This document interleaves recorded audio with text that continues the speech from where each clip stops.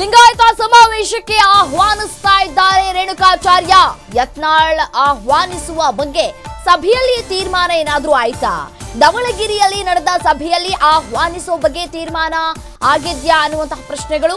Lingayat ಅಸ್ತ್ರದಿಂದ Yatnal team ಅನ್ನ ಸೆಳೆಯೋದಕ್ಕೆ plan ಕೂಡ ಮಾಡಲಾಗ್ತಾ ಇದೆ.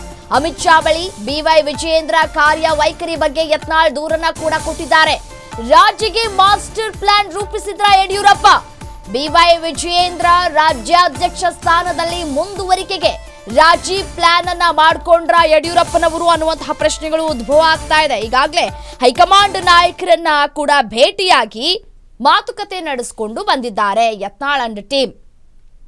ಅಮಿತ್ ಶಾ ಅವರು ರಾಜ್ಯಕ್ಕೆ ಬಂದಂತಹ ಸಂದರ್ಭದಲ್ಲಿ ಬುಲಾವ್ ಕೊಟ್ಟಿದ್ರು. ಅದರಂತೆಯೇ ನಾಯಕರನ್ನ ಭೇಟಿಯಾಗುವಂತಹ ಕೆಲಸಕ್ಕೆ ಮುಂದಾಗಿದ್ರು. ಭೇಟಿಯಾಗಿ ಒಂದಷ್ಟು ಮಾತುಕತೆಯನ್ನು ಕೂಡ ನಡೆಸಿದ್ರು. ಅದಾದ್ಮೇಲೆ ಇಷ್ಟೆಲ್ಲ ಡೆವಲಪ್ಮೆಂಟ್ ಆಗ್ತಾ ಇದೆ. ಎಸ್, ಮತ್ತಷ್ಟು ಡೀಟೇಲ್ಸ್ ನೀಡ್ತಾ ಹೋಗ್ತಾರೆ ನನ್ನ ಕಲೀಗ್ ಕವನ ಫೋನು ಸಂಪರ್ಕದಲ್ಲಿದ್ದಾರೆ. ಎಸ್, ಏನು ಕವನ, ಒಂದ್ ಕಡೆ ರಾಜ್ಯಾಧ್ಯಕ್ಷ ಸ್ಥಾನದ ಮೇಲೆ ಆಸೆ ಮಾತ್ರ ಕಡಿಮೆ ಆಗಿಲ್ಲ ಬಿವೈ ವಿಜಯೇಂದ್ರ ಅವರಿಗೆ. ಇದೀಗ ಸಂಧಾನಕ್ಕೆ ಮುಂದಾದ್ರ ಅನ್ನುವಂತಹ ಪ್ರಶ್ನೆ. ಹೈಕಮಾಂಡ್ ನಿಂದ ಸಂದೇಶ ಬಂದ ನಂತರ ಈ ತೀರ್ಮಾನನ ಅಥವಾ ಹೇಗೆ, ಯಾವ ರೀತಿಯಾದಂತಹ ತಂತ್ರವನ್ನ ಎಣಿತಾ ಇದ್ದಾರೆ ಯಡಿಯೂರಪ್ಪನವರು ಅಂತ?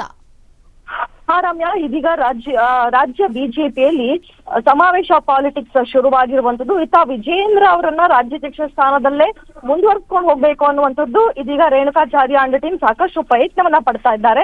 ಸಮಾವೇಶ ಕೂಡ ಮಾಡೋದಕ್ಕೆ ಮುಂದಾಗ್ತಾ ಇದ್ದಾರೆ. ಎಲ್ಲೋ ಒಂದ್ ಕಡೆ ವಿಜಯೇಂದ್ರ ಅವರು, ಅದೇ ರೀತಿಯಾಗಿ ಯಡಿಯೂರಪ್ಪನವರು ರೇಣುಕಾಚಾರ್ಯ ಅಂಡ್ ಟೀಮ್ ನ ಕರೆದುಬಿಟ್ಟು ಏನು ದಾವಣಗೆರೆ ನಿವಾಸದಲ್ಲಿ ಈ ಒಂದು ಸಮಾವೇಶ ಬೇಡ, ಸಭೆಗಳನ್ನು ಕೂಡ ಮಾಡೋದು ನಿಲ್ಲಿಸಿ, ಲಿಂಗಾಯತ ಸಭೆಗಳು ಯಾವುದೂ ಕೂಡ ಅಗತ್ಯ ಇಲ್ಲ ಅನ್ನುವಂತಹ ಮಾತನ್ನ ಆಡಿದ್ರು ಅನ್ನುವಂತಹ ಮಾಹಿತಿ ಕೂಡ ಮೊನ್ನೆ ಅಷ್ಟೇ ಲಭ್ಯವಾಗ್ತಾ ಇತ್ತು. ಅದೇ ರೀತಿಯಾಗಿ ನಿನ್ನೆ ವಿಧಾನಸೌಧದಲ್ಲಿ ಮಾತನಾಡಿದಂತಹ ರೇಣುಕಾಚಾರ್ಯ ಅವರು ಒಂದು ಸ್ಪಷ್ಟನೆಯನ್ನ ಕೊಟ್ಟಿದ್ದಾರೆ. ನಾವು ಸಮಾವೇಶ ಮಾಡೇ ಮಾಡ್ತೀವಿ, ಇದಕ್ಕೆ ಯತ್ನಾಳ್ ಅವರು ಬಂದ್ರು ಕೂಡ ನಮ್ಗೆ ಏನು ಅಭ್ಯಂತರ ಇಲ್ಲ, ಅವ್ರಿಗೂ ಕೂಡ ವೆಲ್ಕಮ್ ಅನ್ನುವಂತಹ ರೀತಿಯಲ್ಲಿ ಹೇಳಿಕೆಯನ್ನ ಕೊಟ್ಟಿರುವಂತದ್ದು. ಸೊ ಹೀಗಾಗಿ ಎಲ್ಲೋ ಒಂದ್ ಕಡೆ ಯಡಿಯೂರಪ್ಪನವರು, ಅದೇ ರೀತಿಯಾಗಿ ವಿಜಯೇಂದ್ರ ಅವರು ಸಂಧಾನಕ್ಕೆ ರೆಡಿ ಆದ್ರ, ರೇಣುಕಾಚಾರ್ಯ ಅವರ ಮೂಲಕ ಸಂಧಾನಕ್ಕೆ.